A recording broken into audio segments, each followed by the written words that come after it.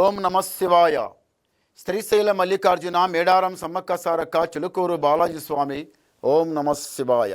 గోపురం టీవీ చూసే వాళ్ళ ప్రేక్షకులందరికీ నమస్కారం. చిలుక జోష్యం అంటే ఆ కాలంలో ఉంది, ఇప్పుడుంది, ఇక ముందు గుడిక నడుస్తుంది. చిలుక జోష్యం అంటే నిజం ఉందండి, నమ్మండి, వినండి.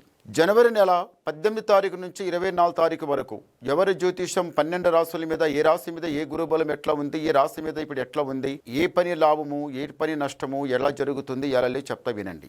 చిలుకమ్మ, కుంభరాశి వాళ్ళ శాస్త్రము, కుంభరాశి వాళ్ళ జ్యోతిషం, కుంభరాశి వాళ్ళ భవిష్యవాణి. చిలుక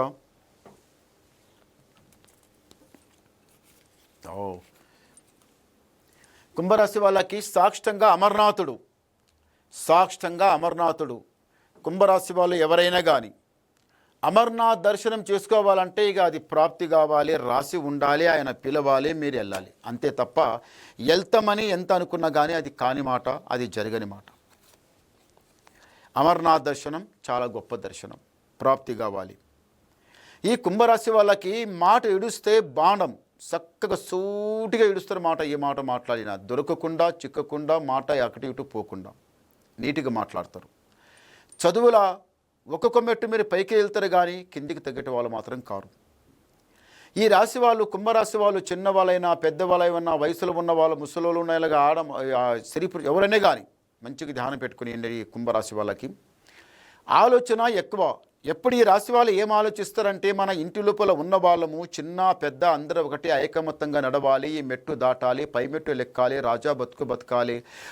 అందరూ చూస్తారా ఎలా నడుస్తుంటారంటే, ఒక లెక్క ప్రకారం నడుస్తారు. మనం ఎంత ఉన్నాం అంతే ఉన్నాం, చేస్తాం. మన పనులు ఎక్కడ పక్కనే ఆగిపోతున్నాయి. మరి అయితే కావా, జరగాయని చాలా ఆలోచిస్తుంటారు. కానీ మీకు అనుకున్న పనులు జరుగుతాయి, కానీ తొందరపడవద్దు, నిదానం.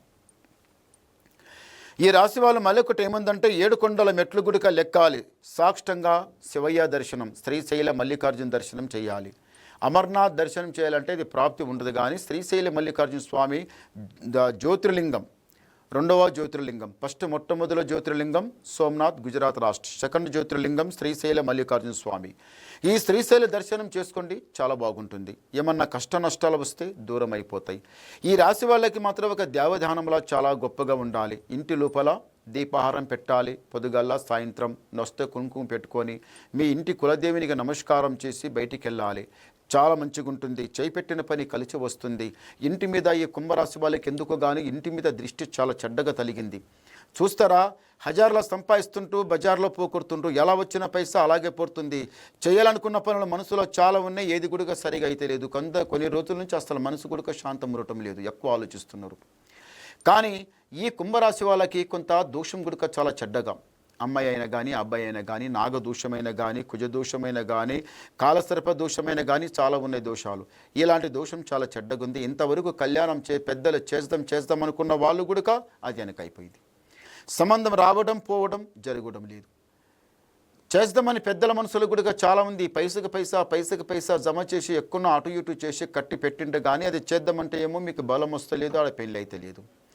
కానీ అవుతుంది. ఈసారి మాత్రం పక్కా మీరు ఎప్పటి నుంచి అయితే పనులు ఆగిపోయి కూర్చున్నారో, కళ్యాణం అని ఆగిపోయి వస్తున్నారో, ఈసారి మాత్రం పక్కా జరుగుతుంది. కళ్యాణం జరుగుతుంది, అవుతుంది, పక్కా జరుగుతుంది. ఈ కుంభరాశి వాళ్ళకి బలం బాగుంది, తెలివి బాగుంది, చదువు బాగుంది, జ్ఞానం బాగుంటుంది, రూపురేఖ కూడా బాగుంటుంది. ధనదిరిబానికి చాలా ఆశపడతారు. ధనదిరిబ మంచిగా కట్టి పెట్టాలి. ఇంట్లో ఉన్న వస్తువులు ఎక్కడ దక్కన మంచిగా పెట్టాలి. నలుగుట్లో మంచిగా పేరు తీయాలి, నలుగురితో కలిసి ఉండాలి అనేది జ్ఞానం ఈ రాశి వాళ్ళకి ఈ కుంభరాశి వాళ్ళకి అన్ని పెద్ద పనులే. చిన్న పనులకి ఆశ ఉండదు, మంచి పెద్ద పనులే. అదే అనుకుంటున్నారు, అలాగే జరుగుతుంది. పైకి వస్తారు, నీట్గా ఉంటారు, జ్ఞానంగా నడుస్తారు, ఏం పర్వాలేదు. మీకు ఏమన్నా దాది ఉంటే మాత్రం కష్టాలు నష్టాలు ఏమైనా ఉంటే ఇంటికి కొంచెం బూడిద గుమ్మడికాయ కట్టండి, చాలా బాగుంటుంది. ఓం నమ శివాయ. 5 కుంభరాశి వాళ్ళకి ఆదాయం 8, యాయం 14, రాజపూజ ఫలం 7, అవమానం 5. అంటే గురుబలమేమో 8 ఉంది, శని బలమేమో 5 ఉంది. గురుబలం చాలా బాగుంది, తొందరపడకండి. ఈ రాశి వాళ్ళకి చాలా మంచి జరుగుతుంది. ఇంట్లో కళ్యాణం చేయాలన్నా జరుగుతుంది, ఇల్లు కట్టాలనుకున్నా జరుగుతుంది. 4 డబ్బులు అట్లో కష్టపడి వెనక పెట్టి ఒక మెట్టు దాటాలనుకున్న వాళ్ళు ఈసారి గ్యారంటీగా ఒక మెట్టు దాటుతారు. నమస్కారం.